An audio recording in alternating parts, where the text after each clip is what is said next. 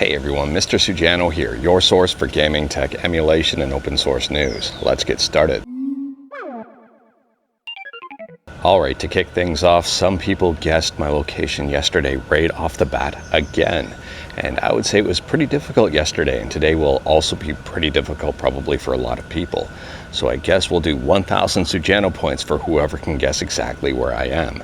Anyways, we've got a lot to talk about today. There was some very big news. So the first thing on the docket is a brand new indie game that's generating quite a bit of buzz, and only the demo is out. So this game will be hitting PC and consoles soon, and it's called Neon Inferno. They say they take inspiration from classic titles like Contra and Wild Guns, and they say they split the action into the foreground and background. It features a variety of enemies and bosses and levels set in a dystopian New York City in 2055. Now, I haven't had a chance to try this game out yet, but I will be because a lot of people are saying a lot of great things about it, and it does look pretty interesting. If you've tried it out, if you've played it, let everyone know your thoughts in the comments below and whether or not they should be checking it out too. And on a side note here, it is being developed by Xenovia Interactive, who you may know is the studio behind Steel Assault. And speaking about games people are excited about, next up we're quickly talking about Dungeons & Dragons Neverwinter Nights 2. And it appears there's going to be a Neverwinter Nights 2 Enhanced Edition popping up on Steam at some point. Someone spotted this over on steam.db. It is being developed by Aspyr, and the size of the game is 38 gigabytes. And it's also supposed to include both expansions and the Mystery of the Westgate Pack. Unfortunately, I've got no idea on release date. Next up, we're talking about one of my favorite Linux distributions, and that is Endeavour OS. Endeavour OS, for those who may not be aware, is based on Arch. And Endeavour OS just got a brand new update, Endeavour OS Mercury. Now, Endeavour OS Mercury features Linux kernel 6.13 and KDE Plasma 6.2.5. But KDE is not the only desktop environment available for Endeavour OS. You can use other stuff like Cinnamon and XFCE 4.20 and even more. If you haven't tried out Endeavour, if you're a little bit more comfortable with Linux and I would say you're trying to dip your toes into Arch, Endeavour OS is a great entryway. Next up here, we're talking about an unreleased Nintendo DS game. Unfortunately, I don't have a whole lot of details about this, but it appears that an unreleased Nintendo DS game has been backed up. I'm assuming that details are going to be released within the next few days, but unfortunately, I don't have anything more for you right now. Anyways, the leading theory is that this is a sequel to 3 Megabytes. We'll have to wait and see. Next up, we're talking about something that is super weird. Apparently here, the Duolingo mascot has passed away. Now, the only reason I'm talking about this one is because initially I thought the account was hacked. And it turns out that this may be a real story. A fake mascot has passed away in probably some sort of PR stunt. Now, the only reason I'm talking about this one is because some other accounts like Netflix and Halo have, sent messages in support, or I guess in memorandum of the mascot. This one is super weird to me. I mean, here's the post, and you tell me your thoughts about this one on whether or not you think it's real or fake or just some really bad PR stunt. It is with heavy hearts that we inform you that Duo, formerly known as the Duolingo Owl, is dead. Authorities are currently investigating his cause of death, and we are cooperating fully. TBH, he probably died waiting for you to do your lesson, but what do we know? We are aware that he had many enemies, but we kindly ask you to refrain from sharing why you hate him in the comments. If you feel inclined to share, please also include your credit card number so we can automatically sign you up for Duolingo Max in his memory. We appreciate you respecting Dua Lipa's privacy at this time. But I guess let me know your thoughts about this one in the comments below. I initially did think it was just some sort of fake thing, but I don't know. It's super weird to me. And speaking about weird stuff, next up we're talking about captchas. And if this is true, this is absolutely crazy. But it turns out that Google may have made a whole ton, and I mean a whole ton of money for people completing captchas, according to a study. So the article is over on PCGamer.com, and like everything we talk about, link will be in the description below right at the bottom.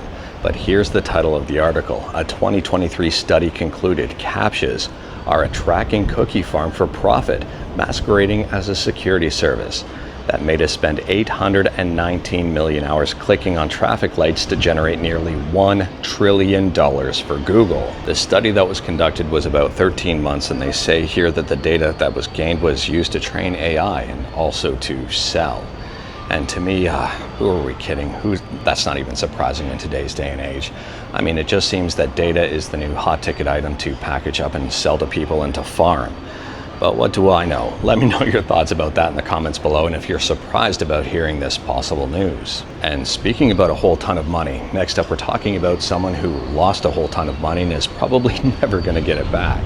You may know the story of the person who threw out a hard drive into a dump, and the hard drive had a whole bunch of crypto on it, about $780 million worth. Now, the man searching for his hard drive is encountering quite a bit of difficulty as the dump is located in Newport City and it's about to be capped and turned into a solar farm. The kicker here, the drive has been lost for about 12 years, at least that's my understanding. If that is the case, I mean, good luck even finding it. And if you did find it, good luck that the drive stood up to the weather and being outdoors and probably crushed by a whole bunch of stuff. Chances are that drive is long gone. The man does seem pretty determined though, as he's trying to buy the dump where the hard drive resides. Let me know your thoughts about this one in the comments below, if you'd be willing to spend, I don't know, between $13 and $20 million to buy a dump, to potentially buy a 12-year-old hard drive, if you can find it, that contains $785 million.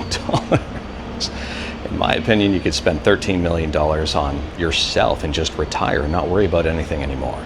But maybe that's just me, maybe that's a hot take, I don't know here. Next up, here's a quick one for you. We're talking about Nemulator. If you're not familiar with Nemulator, it's a multi-system emulator for Windows, and it just got a brand new update.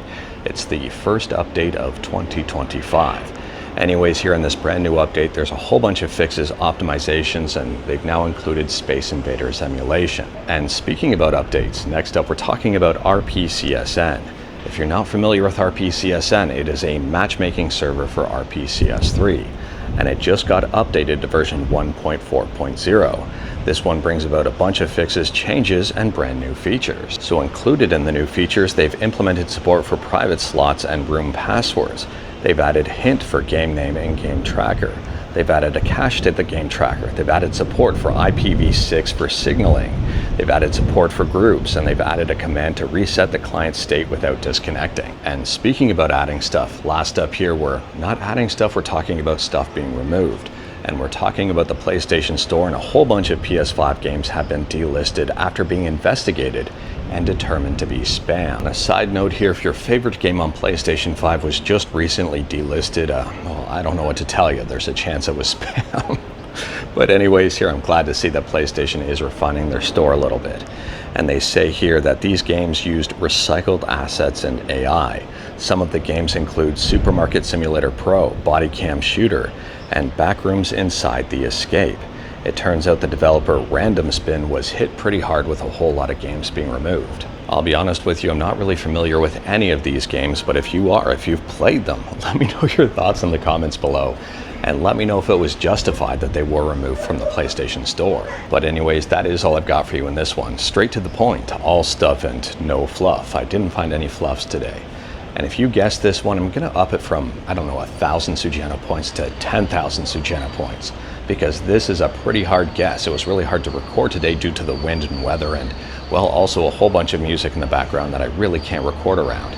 So let me know your thoughts about exactly where we are in the comments below, and feel free to discuss anything we talked about in the comments below. If you like this video, leave a like. If you didn't like this video, leave a like. Hit that subscribe button, check out my other videos. Don't tempt fate, save your state, and I'll see you tomorrow.